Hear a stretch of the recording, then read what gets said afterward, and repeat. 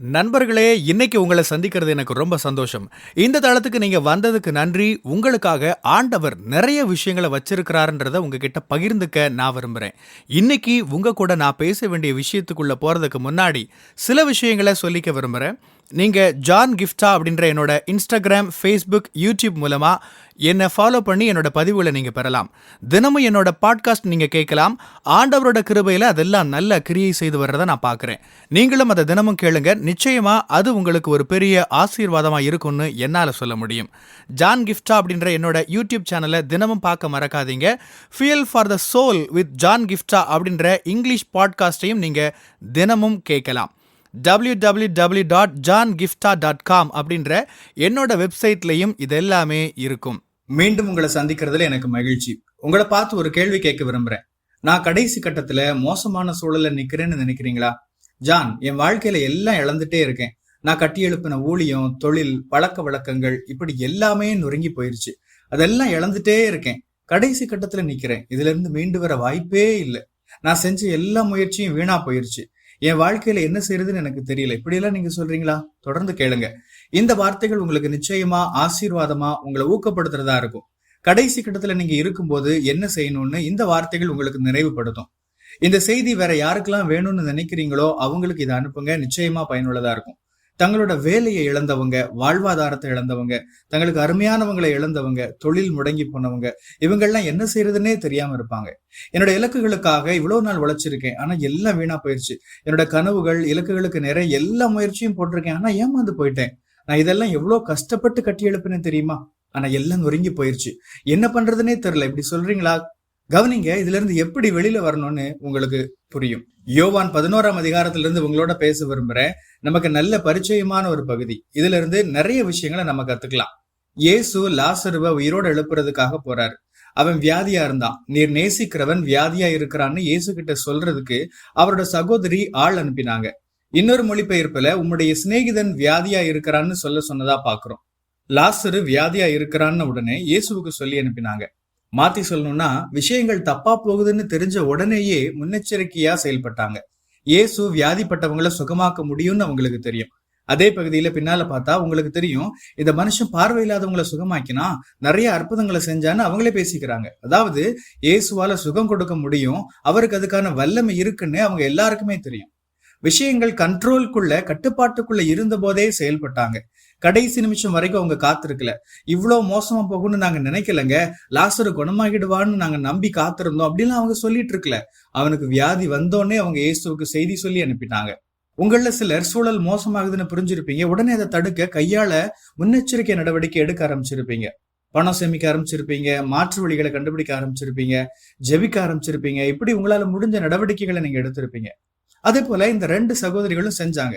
இயேசுவுக்கு சொல்லி அனுப்பினாங்க. லாசரு சாகுற வரை அவங்க வெயிட் பண்ணல. விஷயம் மோசமாகுதுன்னு தெரிஞ்ச உடனேயே நம்ம செயல்பட ஆரம்பிச்சிடணும். நீங்களே உட்கார்ந்து உங்களை மோசமா நினைச்சுக்க வேண்டியதில்லை.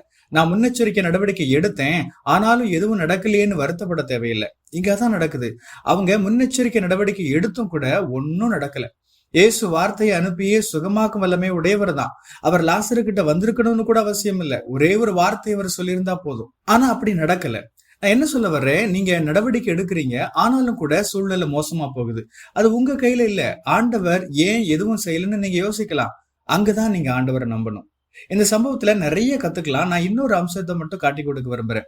ஆண்டவர் ஏன் 4வது நாள் வந்தாரு? அந்த காலத்துல ஒரு நம்பிக்கை இருந்துச்சு, ஒரு மனுஷன் இறந்துட்டான்னா அவனோட ஆவி அந்த உடலை சுத்தி 3 நாள் இருக்குமா. அந்த 3 நாள்ல இயேசு லாசரு உயிரோடு எழுப்பியிருந்தா இயேசுவை அவங்க மகிமைப்படுத்திருக்க வாய்ப்பு குறைவு. இயேசு 4வது நாள் வந்தாரு. எல்லா நம்பிக்கையும் அற்றுப்போன சமயத்துல அந்த அற்புதத்தை செஞ்சாரு. அந்த அற்புதத்தை செஞ்சப்ப அவருக்கு மகிமை கிடைச்சது. எதிர்மறையா பேசிட்டு இருந்தவங்க வாய்கள் அடைக்கப்பட்டன. இயேசு வந்து அற்புதம் செய்வார்னு நீங்க எதிர்பார்த்துட்டு இருக்கலாம். ஜான், இயேசு வந்து அற்புதம் செய்ய முடியும்னு எனக்கு தெரியும், ஆனா அவர் ஏன் அதை செய்யல? நான் இப்ப கடைசி கட்டத்துக்கு போயிட்டேனே, மோசமான சூழ்நிலைக்கு போயிட்டேனே, ஆண்டவர் ஏன் மௌனமா இருக்கிறாரு? ஆண்டவர் உங்க வாழ்க்கையை துயரமாக்குறதுக்கு அப்படி செய்யல. அவருக்கு மகிமை உண்டாகும்படி அந்த அற்புதத்தை உங்க வாழ்க்கையில செய்வார். நீங்க ஒரு வெற்றிகரமான சாட்சியா நிப்பீங்க. உங்களை பார்த்து ஏளனமா சிரிச்சவங்க, எதிர்மறையா பேசினவங்க உங்க வாழ்க்கையில விளங்குகிற ஆண்டவரை மகிமையா பார்த்து ஆச்சரியப்பட போறாங்க. ஆண்டவர் நாம் நினைப்பதற்கும் வேண்டுவதற்கும் அதிகமாய் கிரியை செய்யக்கூடியவர். மகிமை அவருக்கே உரியது. லாசருவை ஆண்டவர் உயிரோடு எழுப்பின அற்புதம் ஆண்டவர் செஞ்ச மற்ற எல்லா அற்புதங்களையும் விட வித்தியாசமானது. ஆண்டவர் இயேசுவை பற்றிய வித்தியாசமான ஒரு குணாதிசயத்தை இது விளக்குது. ஆண்டவருக்கு மட்டுமே மகிமை உண்டாகும் விதமான அற்புதத்தை அவர் உங்க வாழ்க்கையில செய்வாரு. அந்த சாட்சி அநேகரை சந்திக்கும்.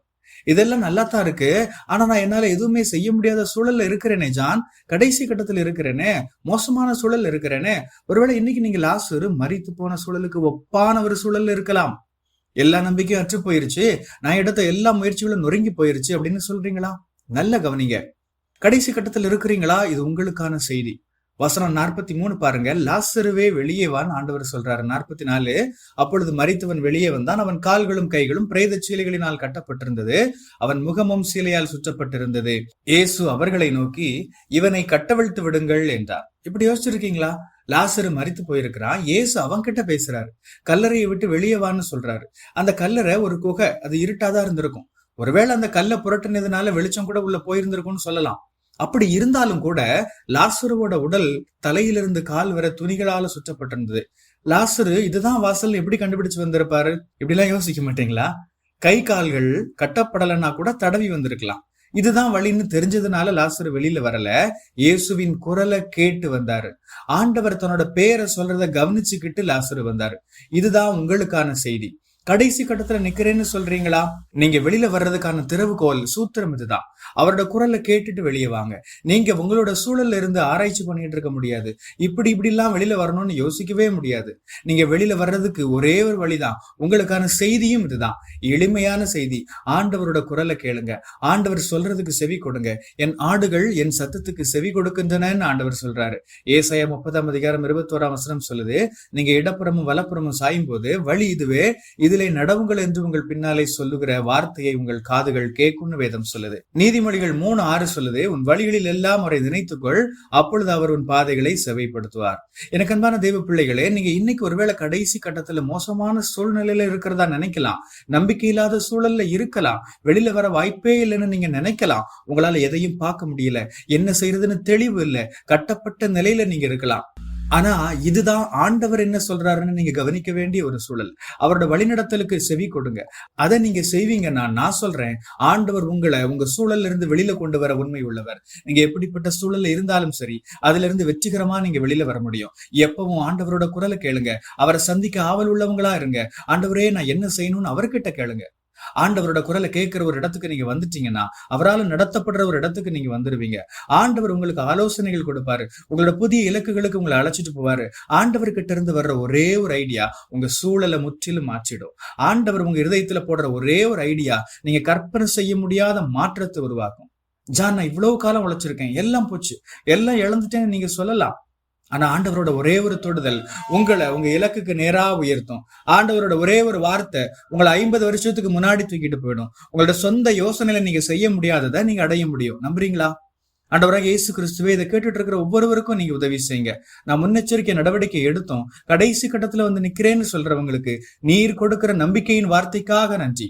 ஆண்டவரே, உங்களுடைய சித்தமே செய்யப்படட்டும். ஆண்டவரே, நீர் லாசருவை சுகமாக்கி இருக்க முடியும், ஆனா அவனை உயிரோடு எழுப்ப நீர் சித்தம் கொண்டீர்.